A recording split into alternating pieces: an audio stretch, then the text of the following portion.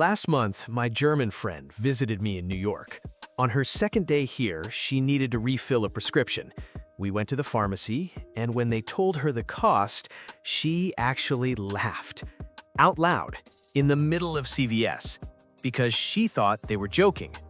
$340 for antibiotics? She said, still smiling. Where's the real price? The pharmacist just stared at her. That is the real price, ma'am.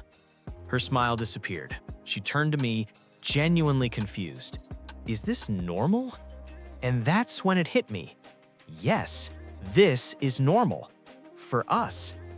Look directly at camera.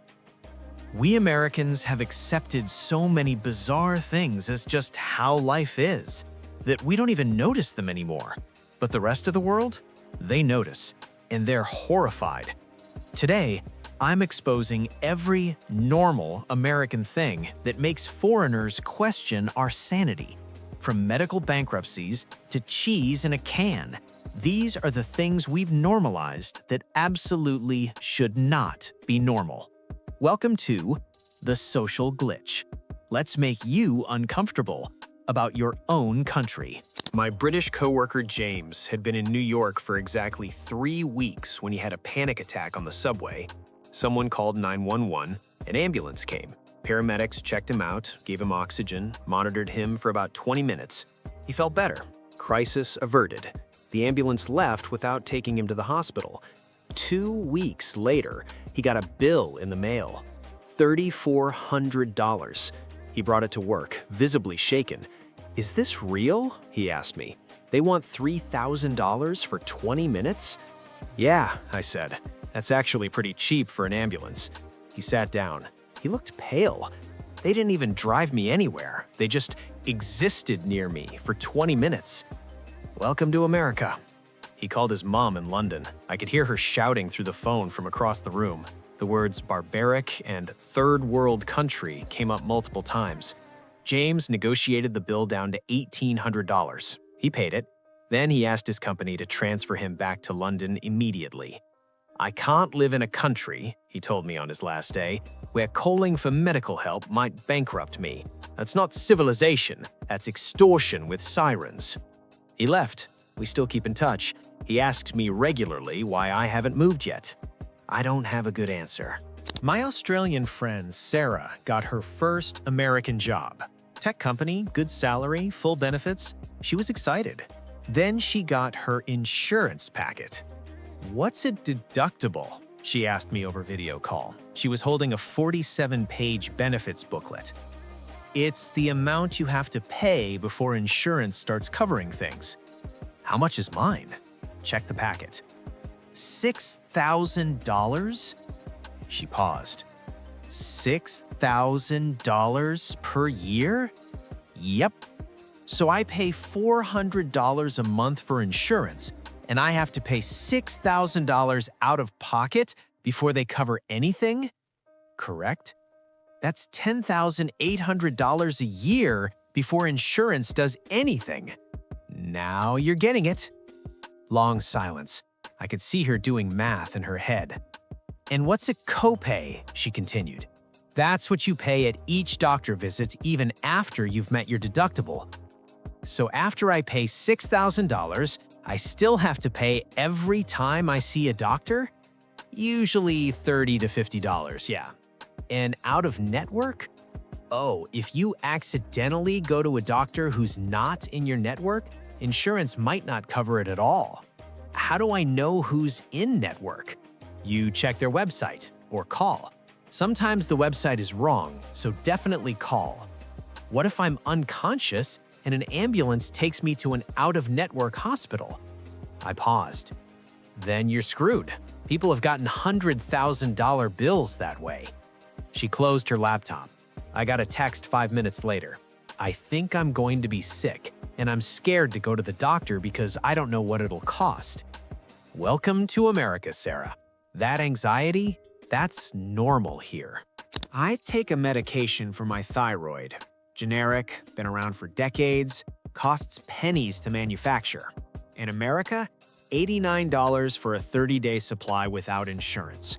My Canadian friend gets the exact same medication, $8. My Mexican friend, $3. My Indian friend, 50 cents. Same pill, same dose, same manufacturer often. But in America, we pay 178 times more than India.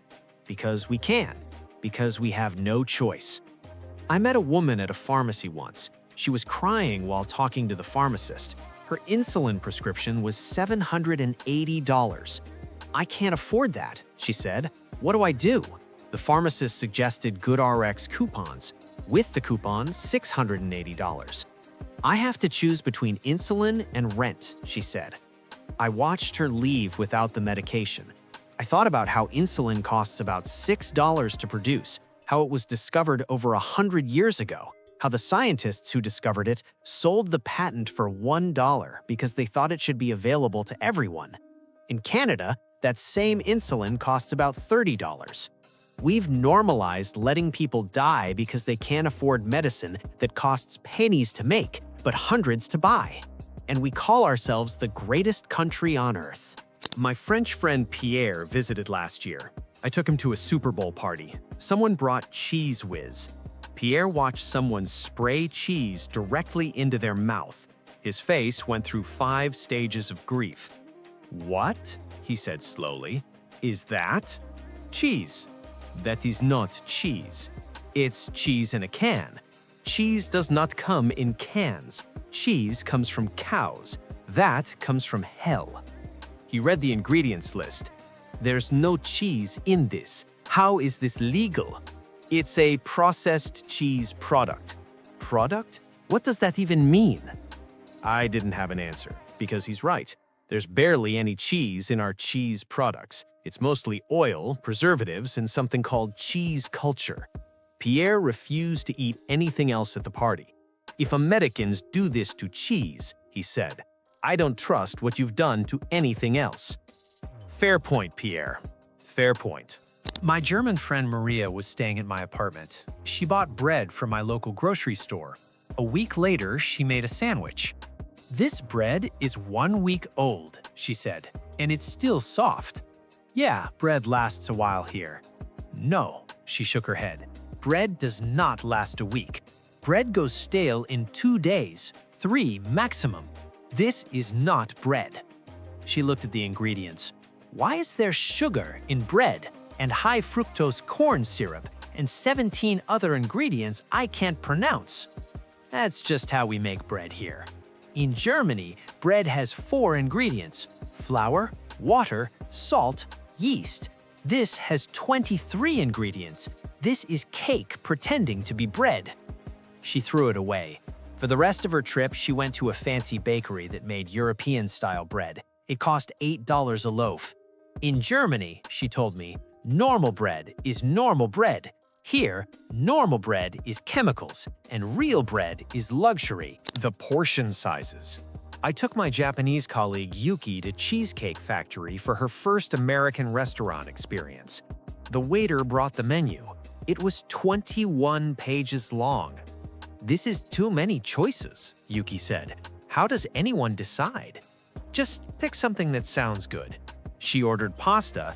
The plate arrived. Her eyes went wide. "This is for 1 person?" "Yep."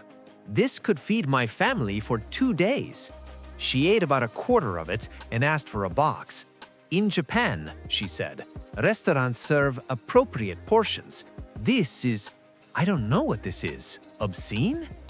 Over the next week, I watched her experience American portion sizes everywhere. A medium soda at the movies that was 32 ounces, a regular burger that was half a pound of meat, a muffin the size of her head.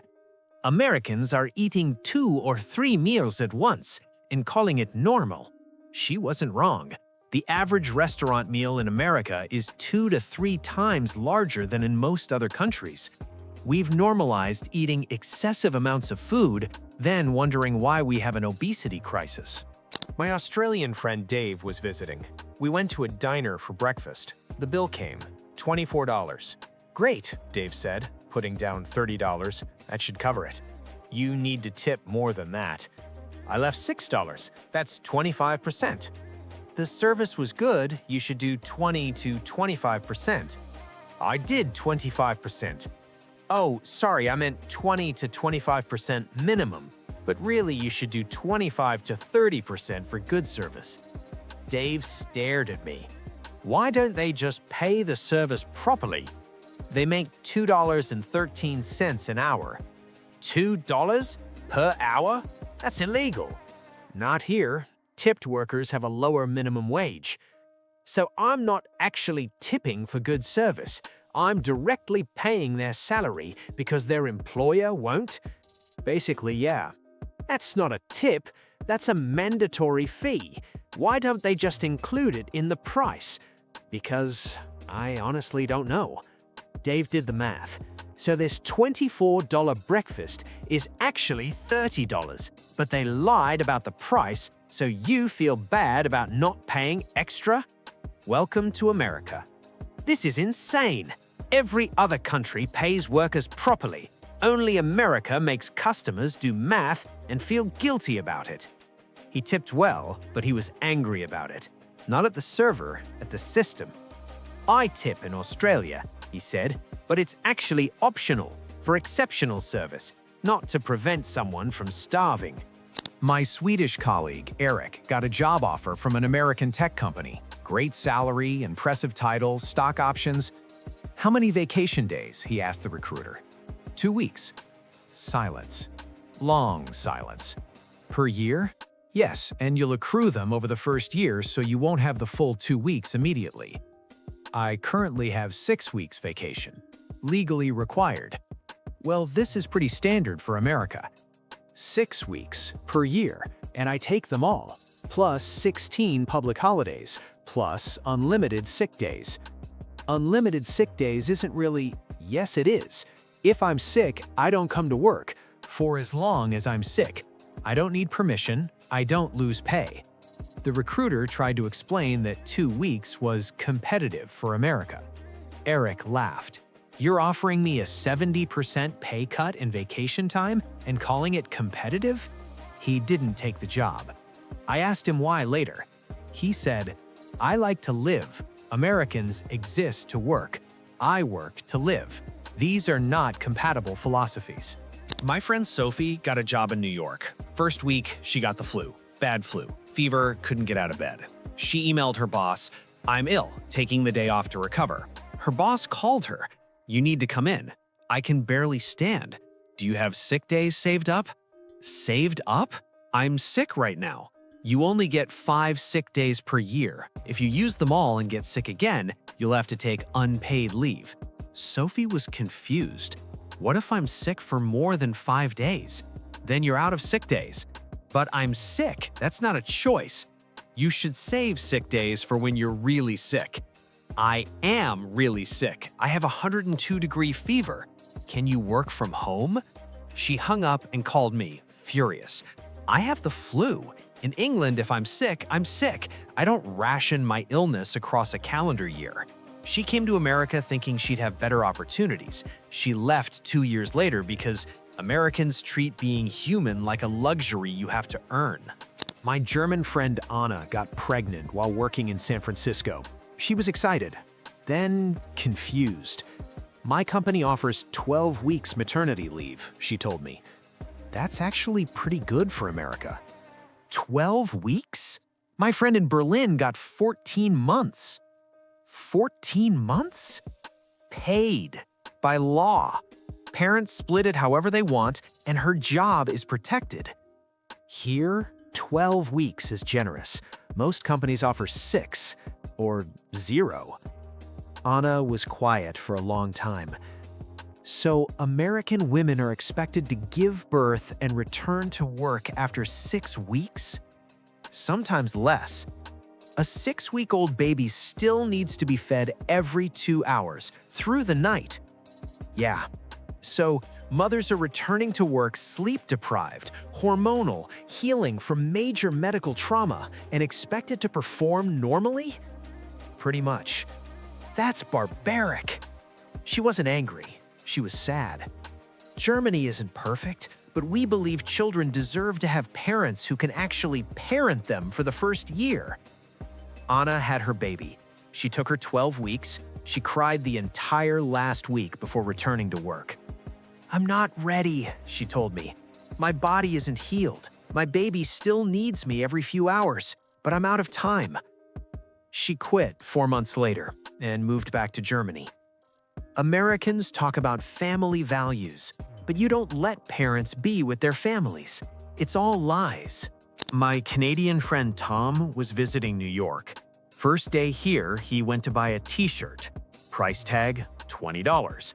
At the register, $21.77. The sign said $20 plus tax. Why isn't the tax included in the price? Because it's just not. Every other country includes tax in the displayed price. Why would you show me a fake price? It's not fake, it's before tax. If I can't buy it for that price, it's fake. He had a point. Americans are so used to mentally adding 8 to 10% to every price that we don't even think about how insane this is. Why do we display prices we can't actually charge? Why make customers do math at every purchase? It's deceptive, Tom said. Everywhere else, the price you see is the price you pay. Here, it's a guessing game. My European friends are universally horrified by American public bathrooms. "Why," my French friend asked, "can I see your feet while you're using the toilet?" "I don't know, that's just how stalls are built. And there's a gap in the door. I can make eye contact with people walking by." "Yeah, that's annoying." Annoying, it's a human rights violation. Going to the bathroom should be private. My German friend called American bathroom stalls prison toilets. My British friend refuses to use public restrooms here if she can avoid it. Europeans invented indoor plumbing, my Italian friend pointed out. We've had this figured out for centuries. What happened to America? I genuinely don't know. We went to the moon, but we can't figure out bathroom privacy. My Australian friend Jake was cooking at my apartment. The recipe said 1 cup of flour. "Where's your measuring cup?" "In that drawer." He found it, stared at it. "What the hell is this? A measuring cup? This is gibberish. What's a cup? How much is that?" 8 ounces. "How much is an ounce?" About 28 grams? So a cup is 224 grams. Why not just say 224 grams? Because we use cups. But why? The entire world uses grams. You can be precise. A gram is a gram everywhere. A cup depends on how you fill it. He pulled out his phone. America is one of 3 countries not using the metric system. You, Liberia, and Myanmar. That's your company. We tried to switch in the 70s. 40 years ago. Europe switched hundreds of years ago. Even England uses metric now. We still use Fahrenheit too. Don't get me started on Fahrenheit. Water freezes at 0 and boils at 100. That's Celsius. Simple. Fahrenheit? Water freezes at 32? Boils at 212? What kind of system is that? Freedom degrees? He didn't laugh. My Irish friend Siobhan was watching American TV for the first time. A commercial came on. "Ask your doctor about Ozempic." She watched, confused. Why is there a commercial for medicine? So people know about it. But your doctor should know about medicine. Why would a patient tell a doctor what to prescribe? If you see an ad and think you might need it, you can ask your doctor about it. That's backwards. Doctors should recommend medicine, not advertisements. Another commercial came on. Side effects may include nausea, headaches, liver failure, blindness, sudden death. Siobhan muted the TV. They just listed death as a side effect and told people to ask their doctor about it. Yeah, they have to list all possible side effects. This is legal? What? Advertising medicine directly to patients, it's illegal in most countries. Only America and New Zealand allow it. I didn't know that. Pharmaceutical companies spend billions on ads. Then patients demand medications they saw on TV. Then doctors prescribe them even if they're not the best option. It's corruption disguised as healthcare. She wasn't wrong. I met a guy named David at a coffee shop. We got talking. He told me his story casually, like it was normal. "I had a heart attack 2 years ago," he said. "Ambulance, emergency surgery, week in the hospital, recovered fine." "That's scary. Glad you're okay." "Yeah, but the bills bankrupted me. $280,000. Insurance covered $90,000. I owed the rest." Jesus. "I sold my house, used all my retirement savings, still owe $30,000. I'm 52 years old and starting over financially because my heart stopped working properly." He said this while drinking a $4 coffee, like it was just another fact of life. "In Germany," he continued, "my wife's cousin had the same surgery. Cost him nothing. Zero. He kept his house, his savings, his retirement." "Why don't you move?" "Can't afford to." Medical bankruptcy is the leading cause of bankruptcy in America. Over 500,000 families per year go bankrupt due to medical bills. In every other developed country, this number is zero. We've normalized financial ruin as the cost of staying alive. My Danish friend Mads couldn't understand American student loans. "You're telling me," he said, "that an 18-year-old has to borrow $100,000 to go to university? Sometimes more. And they'll be paying it back for decades? With interest. Some people are still paying off student loans in their 50s. That's indentured servitude. It's just how we afford education. Education isn't something you afford, it's a right. Denmark pays me to go to university. Students get a monthly stipend to cover living expenses. They pay you to go to school? Yes, because educated citizens benefit society. Why would we make them go into debt for it?" I didn't have an answer. 42 million Americans have student loan debt. The average debt is $37,000. Total student debt in America, $1.7 trillion. We've normalized putting teenagers in debt before they've ever had a job. My colleague Lisa wants to start her own business. She has the skills, the idea, the startup capital, but she won't quit her corporate job.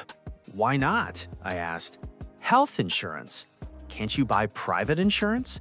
"For my family, $2,400 per month. That's $28,800 per year before my business makes $1. That's insane. So I stay at a job I hate because I can't afford to risk my children's health. This is called job lock. Millions of Americans stay in jobs they hate because leaving means losing health insurance. In France, Lisa said, healthcare isn't tied to employment. Anyone can start a business without gambling their family's health. We've normalized using healthcare as chains to keep workers from leaving their jobs. I've had hundreds of conversations like these. Every foreign friend who visits America is shocked by something, usually multiple things. And you know what Americans say when confronted with these realities? Well, that's just how it is here. At least we have freedom. Other countries have their own problems. If you don't like it, leave.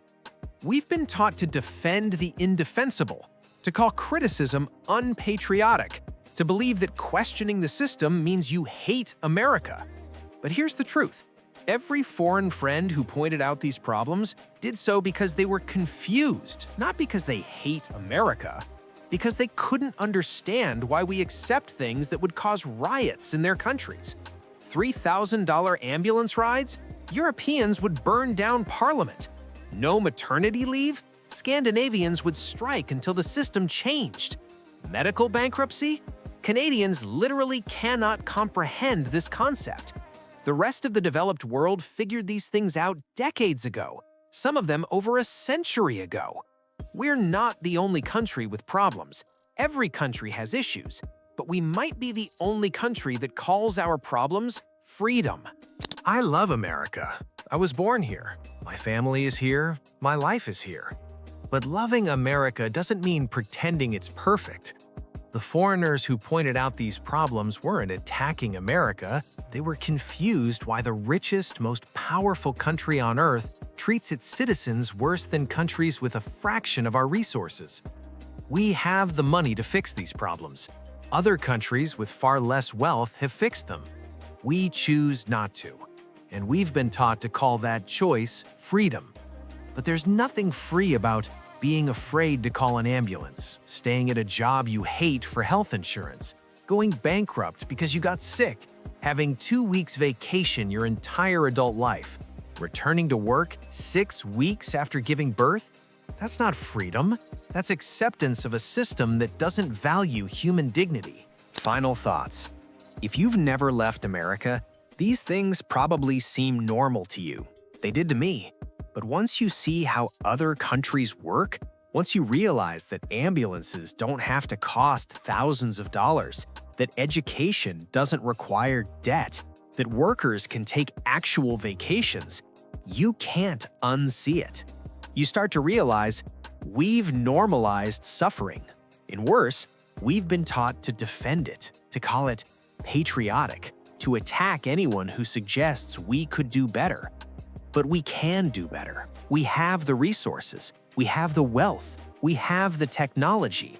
We just don't have the collective will to demand it. So here's my challenge. Next time someone from another country points out something absurd about America, don't get defensive. Listen, ask questions, learn how they do things differently. Because maybe, just maybe, they've figured out something we haven't. Drop a comment. What normal American thing shocked you when you learned other countries don't do it? Or if you're from outside America, what American thing confuses you most? Subscribe to The Social Glitch for more uncomfortable truths about the systems we live in. Because sometimes, the biggest glitch in society is pretending everything is fine when it absolutely isn't. Thanks for watching. Now go question everything.